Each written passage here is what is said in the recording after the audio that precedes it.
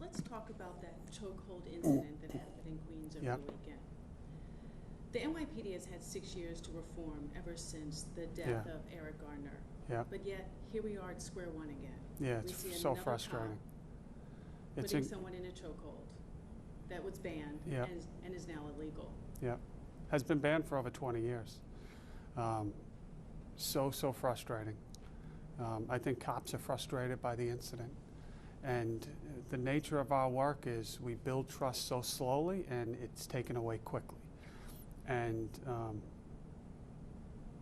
it's probably unfortunate that like the day-to-day work, the good stuff, the getting out of the car and talking to people doesn't make the news. That's what makes the news, and that's appropriate. And it's just frustrating when you see an incident like that.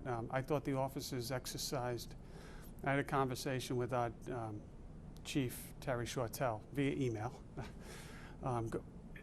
second by second dissecting that incident, and they employed many of the tactics that have been put into place over the last 6 years. De-escalation, talking to the people. They certainly took a lot of harsh language and things of that nature, which officers have to take, and they took it and didn't respond.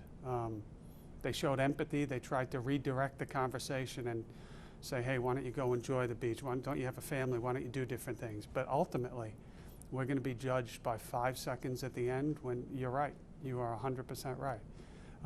We cannot, for over 20 years, put somebody in a chokehold. And that was, by any definition, we have circumstances sometimes where in the heat of a moment something happens that shouldn't happen. I think this was not that case. I think this was a clear cut. And we acted swiftly. We put out the entire body camera just to dispel some initial conversations that were circulating in social media that the individual was unconscious and he was beaten up. I think the entirety of it showed a little bit different, but it doesn't change the outcome. And it doesn't change, we have rules, we got to live by them, we train to them, and when we have a violation, we have to have accountability.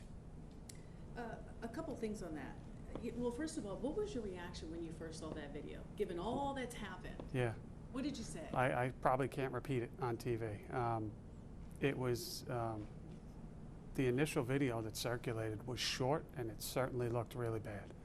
And I don't remember what I thought, but I certainly wasn't happy.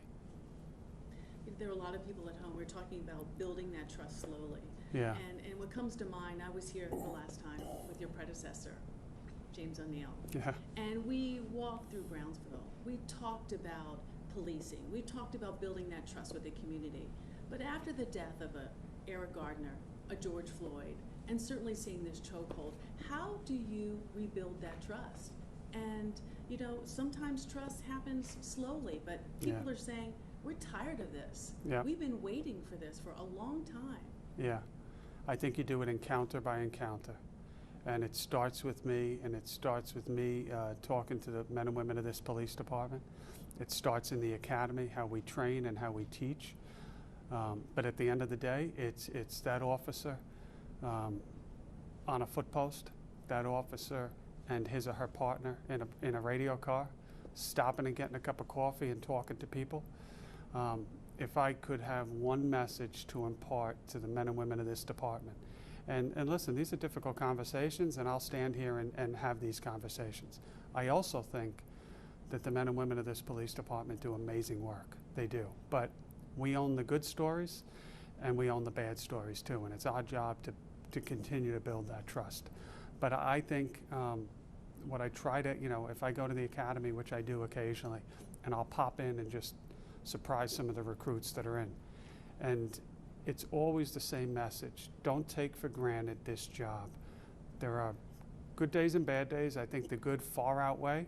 If you polled the police right now, you would get a different answer. This is a very difficult time, but over the course of 10 or 20 or 30 years, I think the good far outweigh the bad days.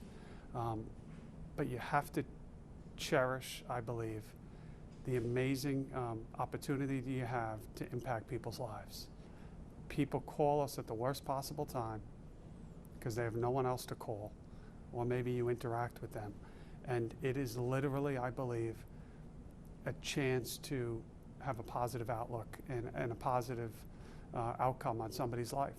How that you may not even make an arrest, or if you're a detective, or you may not even get their stolen property back, or if it's a car accident, you know, they may have waited 20 minutes and that car is still ruined. But when the dust settles, I think they're going to remember, you know what, that officer treated me fairly. That officer was as good as they could have been at that moment. Whether it's a sick child, a missing child, or any of the other things.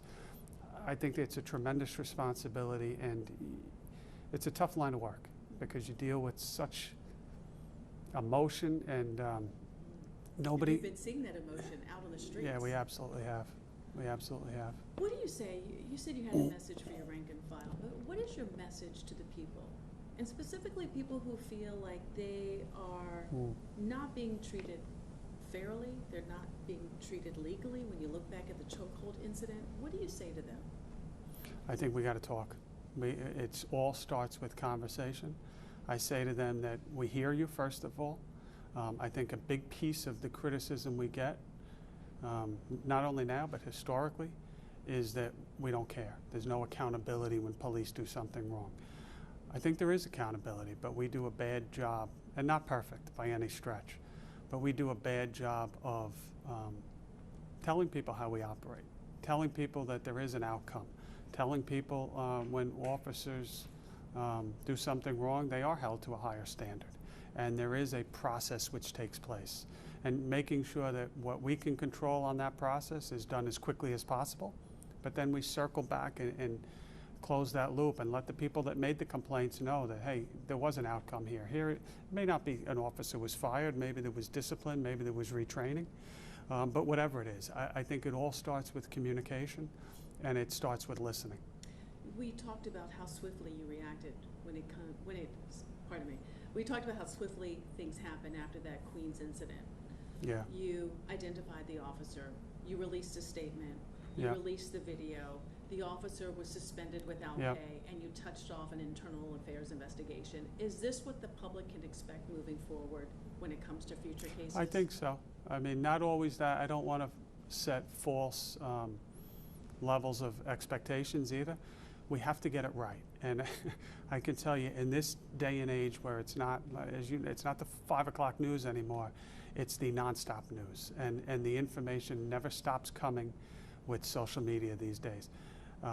It's new rules, and we have to recognize that. We have to be quicker, but we also have to be right. And that's what I try to balance when I'm talking to my executive staff, when I'm talking to people outside the police department, when I'm talking to our Internal Affairs Bureau.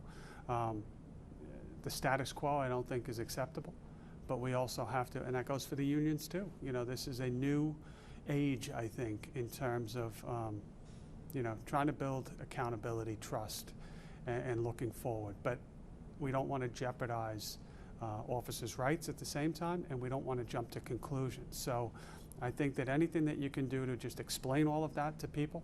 Sometimes the message that we put out, and it's probably the 6th or 7th time I've done it in the last month, is we are aware of a particular video, we are investigating it, and we'll have an update for you. And sometimes that goes a long way.